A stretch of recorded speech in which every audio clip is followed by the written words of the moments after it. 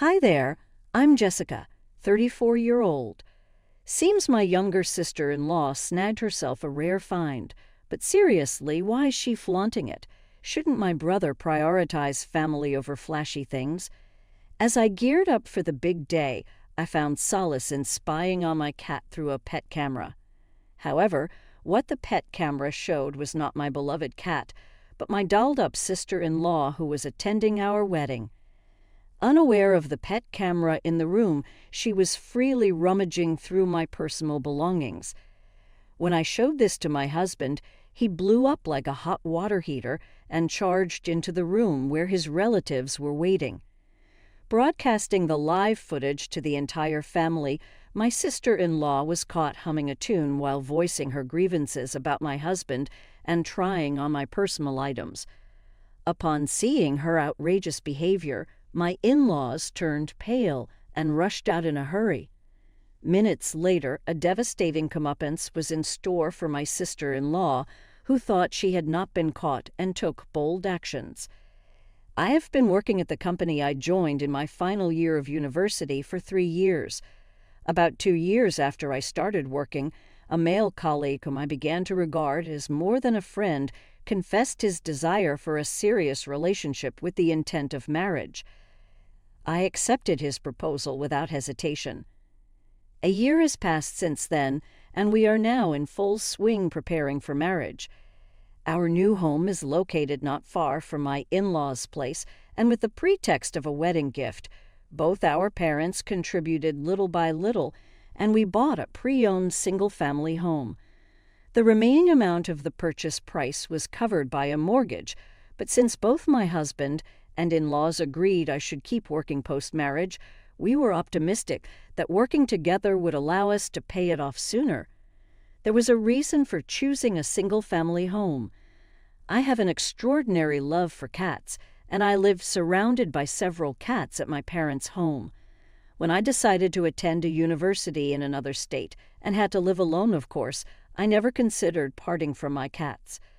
My parents strongly opposed me taking a cat with me to live alone, but I persuaded them by saying I would work part-time and take responsibility for it.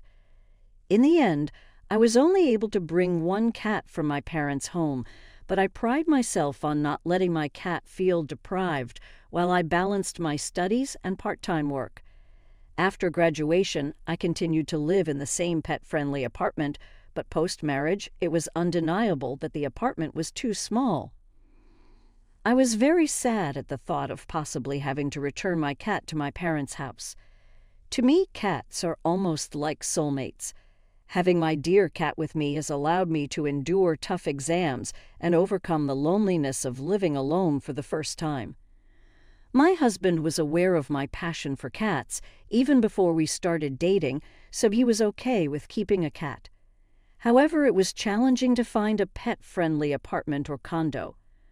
Finding a small space suitable for a single person wasn't too hard, but considering 2 adults and the possibility of children in the future, along with rent considerations, the search was proving difficult. One day when we went to my in-laws' house for wedding introductions, I hit it off with my mother-in-law over our love of cats. My mother-in-law, though an in-law herself, was a local like my in-laws, so I thought she might have information on pet-friendly rentals and consulted with her. She was thrilled at the prospect of living with a cat and suggested with much excitement, "Why don't you just buy a single-family home?" As it turns out, my mother-in-law loves cats and lived with them before marrying, but had to give up cohabiting with them after discovering my father-in-law's cat allergy. With this background, and perhaps feeling a bit guilty, my father-in-law didn't argue against the idea and decided to help fund our home purchase. It didn't seem fair to rely only on my in-laws. So when I explained the situation to my parents, they offered to help for the sake of the cat. My father kept insisting it was strictly for the cat's benefit, but my mother told me, "He's just shy. Don't worry about it. It's a wedding gift," and shared a knowing smile. My dad has always been shy about expressing his true feelings, and it's not like he needed to be shy at a time like this, so my mother and I couldn't help but laugh together. Thus, with the help of our parents, we were able to settle on our new home much sooner than expected, and we decided to move before the wedding. My mother-in-law, who adores cats, is still in her youthful 50s. She works part-time on some days, takes up hobbies, and like clockwork rejuvenates herself monthly at a cat cafe. Seeing how she's that kind of person, I thought our cat would warm up to her in no time. So I quickly invited her over to our new place, and to my surprise, our cat took to her more than I imagined, and she seemed to have a blast. Ever since then, she's been visiting frequently, not just to play with the cat, but also to share long-lasting recipes and secretly spilled the beans on my husband's favorite dishes. She really goes out of her way, and it has made my relationship with her very good. My husband and I are already living together in our new home, so it feels like married life has already started, even though the wedding is still ahead. We work at the same company, but once our marriage was decided, my husband got transferred to another department. It seems he had already requested a transfer, so he's pretty pumped about moving to the department he wanted. Our work hours are the same, but we come home at different hours. Whoever gets home first starts preparing dinner, and I think we're doing quite well at splitting the household chores down the middle. During the commute, my husband often reads the newspaper because of his job, while I've made it a routine to check on our cat through the pet camera I installed at home. Even in the crowded train, getting soothed by my cat cuts my stress in half. It's just one good thing after another. The conversation might jump around a bit, but when I went to my husband's family home to formally introduce myself, the in-laws weren't the only ones I met for the first time. I had heard about his unmarried sister since we started dating. My sister-in-law is quite the free spirit with a passion for international travel. Instead of holding down a regular job, she does various part-time gigs to save up for her trips. Seems like she's living the dream. I always thought it was great to have passions, and folks with their own interests tend to respect each other and get along just fine. So her not having a 9-to-5 or being spontaneous wasn't a big deal to me.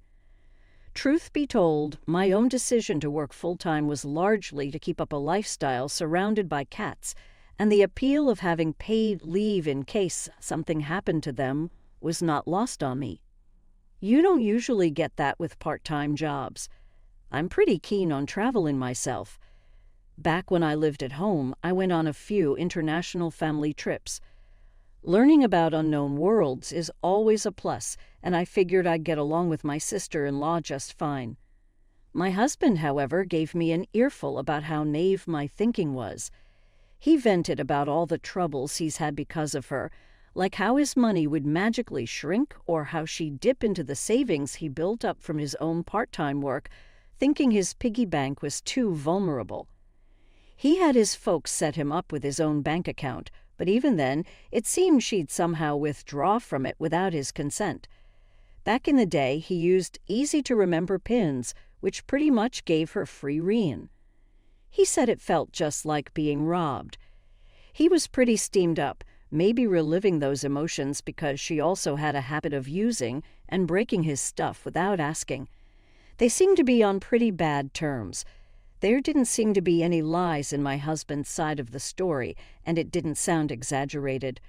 But I didn't want to take sides and sour my relationship with my sister-in-law before it even started. While I nodded along with my husband, inside I was reminding myself to stay neutral. But boy, the sister-in-law I met was nothing like. The picture my husband painted, she was something else entirely. After the introductions and self-introductions were done, and we began to dig deeper over dinner with the in-laws, she started talking about her hobbies. She was super easy to talk to despite the friction with my husband. I felt, as a fellow woman, we could make it work. She's in her early 30s, but seems to see the world through rose-colored glasses, probably due to her carefree lifestyle. Then again, some people don't show their true selves and put on a facade. Was she on guard around me, or was she playing up the unreliable angle out of consideration? That's what I was thinking. However, As the warm and friendly atmosphere of the gathering reached its later stages, my in-laws formally addressed the start of our family relations with words of encouragement. My mother-in-law, drawing from her experience, mentioned that it's tough to balance work and unfamiliar household chores, so she encouraged us to support each other. Ever since my husband decided to support my career continuation, he confidently assured that he could handle the household chores. Having learned the ropes from his mother, who in turn was a bit worried and asked, "Really, if you ever need anything, don't hesitate to ask," they said. And the meet and greet for our wedding should have ended on a good note. That is, until my sister-in-law, oblivious to the mood, chimed in. "Both of you working means you'll be rolling in D, right? You'll be saving up for a rainy day, huh? If I end up single and an old lady, you'll use that savings to take care of me, right?" The idea was that we should manage on my husband's salary alone and save my entire paycheck so that if my sister-in-law never married and became elderly, we would use that money to support her. I was stunned. It took me a moment to comprehend what she had said, and I was at a loss for words. But my husband instantly got it. "Are you kidding me? Why should we care about your retirement when you've chosen to live your life without planning for it?" He snapped back. He made it clear that her disrespectful comment was none of our business and firmly put her in her place. The in-laws, too, were too flustered to laugh off such a remark and sent her out of the room, apologizing to us for her rudeness. After this incident, I consciously avoided any interaction with my sister-in-law. I believe everyone is free to choose their own path in life, but who would ask someone they've only met for a few hours to take care of them in their old age? Considering what my husband told me about his sister using his money and wages from his part-time jobs at will, I now felt she was targeting my income. She seemed all too eager to come to us with her hands out, and I couldn't bring myself to like her. She easily trampled over my intention to bridge the gap and get along well. Even if she said it was just a joke to lighten the mood, the atmosphere had already been pleasant, and such a tasteless joke isn't funny. She was just an immature child who couldn't read the room. Even after her outrageous outburst, I arranged to visit my in-laws' home when I knew my sister-in-law would be out working part-time. Thus, from the time of our initial meeting until the day of our wedding, I never saw her face again. Until the very end, my husband refused to let his sister attend the wedding. I understood his feelings, as I too didn't want any strange outbursts or behavior at our wedding. However, worried about what she might do if she wasn't invited, I convinced my husband that it would be better to have her there under someone's watchful eye. He reluctantly agreed to my suggestion. Frankly, I was also nervous about what she might do in front of my parents, relatives, and friends. The in-laws said they'd keep a close eye on her, so I had to trust that. But my sister-in-law managed to mess everything up with her outrageous actions. It wasn't just about us anymore. She had created a situation that involved the in-laws and all the relatives. After my husband and I arrived at the venue and changed in our respective dressing rooms, he came to mine. He was in a light-colored vest and morning suit, while I wore a white wedding dress that showed off my shoulders and back. The dress and veil were too long for me to move around on my own. It would be selfish of me to ask him to stay because I felt lonely since he had greetings to make with his work colleagues. So I was really happy when he came to my dressing room. The time until the start of the wedding ceremony also served as a solid time filler for me. It's not so much killing time. It has become a part of my daily routine. That meant checking on our beloved cat through the pet camera and getting that warm, fuzzy feeling when my husband came in. I was just about to look through the camera on my phone. He had become quite the cat lover since we started living with one. "Do you want to watch together?" I asked, and he told me to go ahead. Apparently, he wasn't used to the morning suits he was wearing, and it seemed like that was the least of his concerns. Taking advantage of my husband's kindness, I peeked into the pet camera, but what was displayed was not my beloved cat, but my sister-in-law. We had received a message from my mother-in-law while we were moving to the venue. The gist of it was that she was going to bring my sister-in-law to the venue. Now we had agreed to keep each other posted so my sister-in-law wouldn't cause trouble for other guests. My mother-in-law had assured us that since they were driving, there'd be no unsupervised actions. So we were at ease. But what was this all about? I called out to my husband loudly at that moment, still unaware of the gravity of the situation. My husband naively remarked that I didn't need to shout to be heard, but he was speechless after seeing the live feed from the pet camera. Uncharacteristically, he let out a few expletives. It was clear his anger was too intense to contain. Then he spun on his heel and stormed out of the dressing room. I followed him in a hurry, considering I was likely to trip in my heels. I kicked them off even if it looked undignified. I took off the meticulously set veil and boldly lifted the hem of my dress to run. My husband headed straight into the family's waiting room to give the out-of-town family a comfortable place to rest. Instead of the usual waiting room, a room spacious enough for a small banquet had been prepared. Thanks to size, the room came with a large installed screen. When I caught up to my husband, the entire family was taken aback, not understanding his actions. He was saying something to his parents, but his anger was so intense that the subject of his sentences was missing. Noticing I had caught up, he asked to borrow my smartphone. With my phone, he projected the live feed from the pet camera onto the big screen and turned up the volume so everyone in the corner could hear. The screen showed my sister-in-law humming a tune while rummaging around the room. At first, my husband's relatives thought it was some kind of skit. Watching her behavior with dismay, there were even some murmurs of exasperation about how she had always been one to do outrageous things. But the moment my sister-in-law began to rant about my husband to the tune of her humming, the atmosphere in the room turned icy. "He's shutting out his own sister. What's up with that guy? Having tea with my sister-in-law isn't such a big deal, right?" Of course, the tabs on my gainfully employed sister-in-law. She also said, "Remember when my brother gave his wife that fancy engagement ring and sometimes he buys trendy jewelry? I bet that was all for me." Muttering to herself that I shouldn't need the accessories I used to wear when I was single, my sister-in-law meticulously rummaged through my dresser. She even said she'd cash in anything that didn't suit her or looked valuable. I had given my mother-in-law a spare key so she could play with the cat anytime.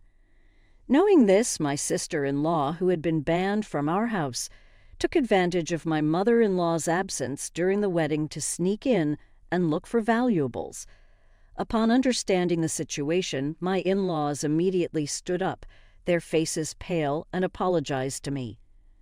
When we got to the venue, my sister-in-law excused herself to use the restroom.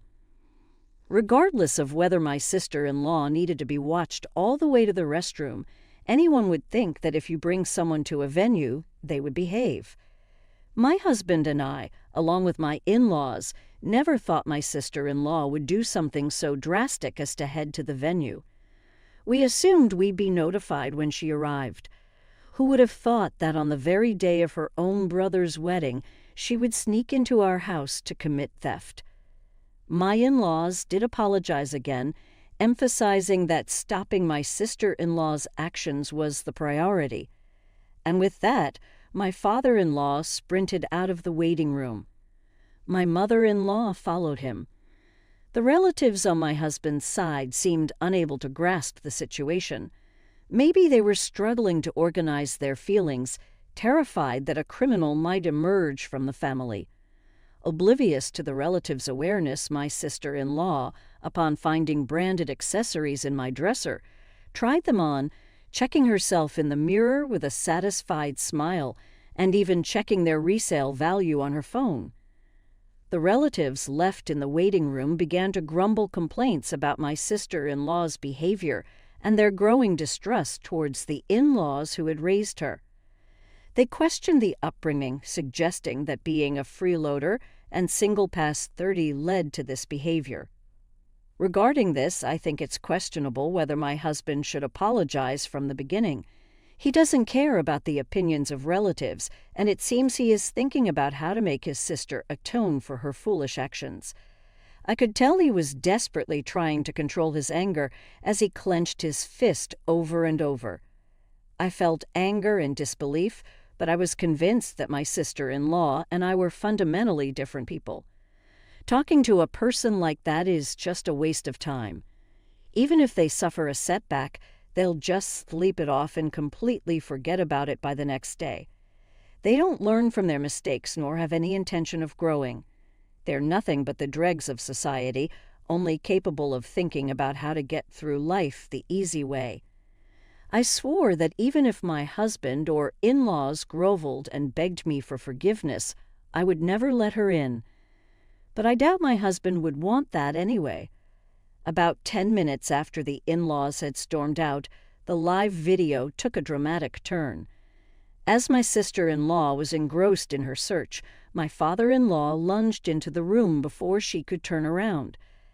At the sound of the door swinging open, she was suddenly grabbed from behind, completely taken aback. "What are you doing here in my son and daughter-in-law's home, which you're banned from?" Her face was clearly shaken.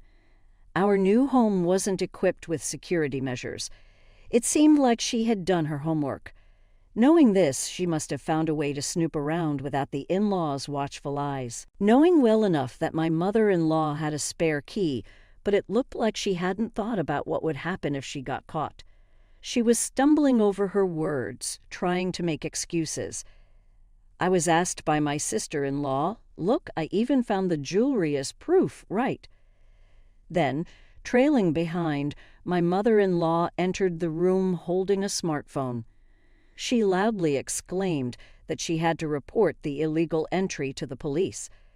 "Why would I ask you, someone who's banned, and why are you wearing the jewelry that you claim she asked for?" My sister-in-law's weak excuses were met with solid arguments from my mother-in-law. And as my sister-in-law looked for a chance to escape, my father-in-law pinned her down with his full weight. She was complaining that she was in pain, that she would suffocate to death. But my father-in-law firmly told her that if she had the strength to shout, she wasn't going to die right then. The police arrived, having been notified. My sister-in-law was taken away as a trespasser, but she kept resisting, repeating, "Just because I entered a family member's home, that's trespassing." Are the police here idiots? My mother-in-law informed her that all the evidence was there and that the entire family had seen it happen in real time, revealing the existence of the pet camera. When my sister-in-law saw the bedroom camera, she seemed to admit her defeat and was quietly led away by the police. I breathed a sigh of relief at that sight. I hadn't thought the in-laws would hand her over to the police, but I was grateful that they imposed a proper sanction. Yet the fact that the criminal act of a real sister was exposed made it complicated to feel simply happy about it. Even if they hated each other and didn't get along, they were still siblings, and I believed that he must have his own thoughts about it. The relatives' room on my husband's side was in an uproar. To think that a criminal had emerged from the family, some were disappointed, while others openly expressed their anger as a disgrace to the family. Amidst this, the in-laws who had handed my sister-in-law over to the police returned. Naturally, the wedding could not proceed under these circumstances and was, of course, canceled. There were people who had traveled long distances to celebrate with us and others who had finally managed to clear their schedules to be there. Feelings of regret and a wish for understanding intermingled within me. My in-laws quickly sensed how I felt and repeatedly bowed their heads to us, apologizing for the turn of events. The mother-in-law blamed herself for not keeping a better eye on her daughter, apologizing to us repeatedly. She also stood silently taking in the furious remarks from the entire family, for having brought such a disgrace upon them, and kept apologizing endlessly. Having heard that the groom's side was in chaos, my parents, worried, peeked into the room. Seeing the in-laws apologizing to the groom's family, they realized something was seriously wrong and asked me for an explanation. I could say that my sister-in-law had broken into our new home to steal, but I didn't know how much they would believe. Then, noticing my parents were there, my in-laws came over and without any explanation apologized to my parents. When the in-laws revealed what their daughter had done, my parents' expressions grew complicated. My husband knew his sister had issues, but he had no idea she was this foolish. Along with his parents, he apologized to mine despite him being a victim too. But neither my parents nor I could simply say, "Don't worry about it," and a heavy, indescribable silence hung in the air. After gathering their thoughts, my parents said they'd leave future decisions up to us, but they did agree to cancel the wedding for the time being. Later on, my sister-in-law got off with just a fine because it was her first offense, and she hadn't actually stolen anything. If she had been caught after rifling through the new house, theft would have been added to her charges, and she wouldn't have gotten off with just a fine. My husband bitterly said she should have been arrested for theft and spent some time in jail.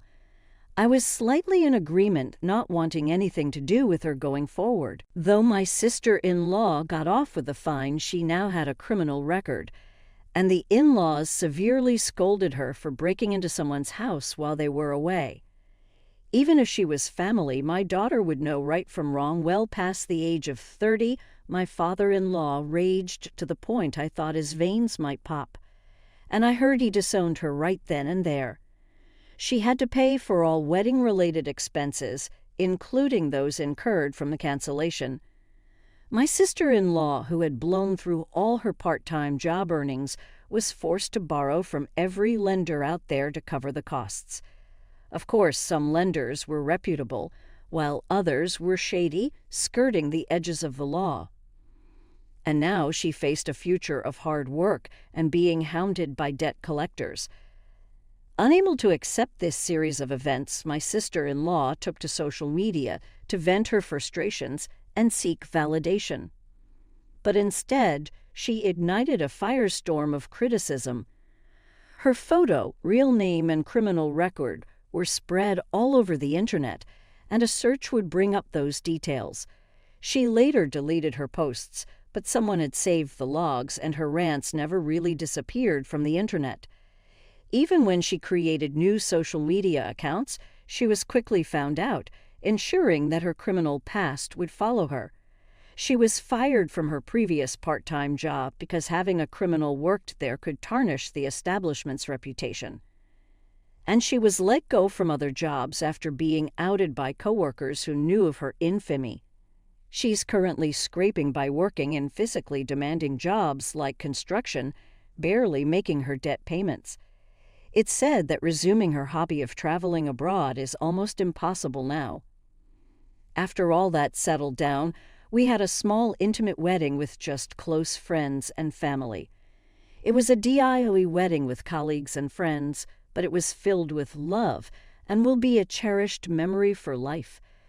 We've adopted a new cat and are spending our happy days surrounded by the kitty and kind-hearted people.